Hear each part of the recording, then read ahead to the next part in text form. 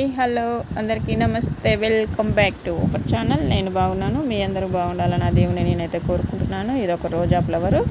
ఈ పువ్వు చాలా అందంగా ఉంది. ఒక లేలేత మొగ్గ ఉంది, ఒకటి కొంచెం పెద్దదిగా అయిన మొగ్గ ఉంది, ఇంకొకటి బాగా ఇచ్చుకున్న పువ్వులు ఉన్నాయి. దీనిని నేనే పెన్సిల్తో గీశాను.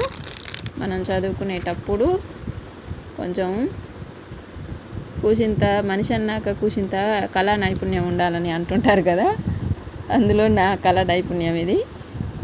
ఎలా ఉంది ఫ్రెండ్స్, నచ్చిందా మీకు?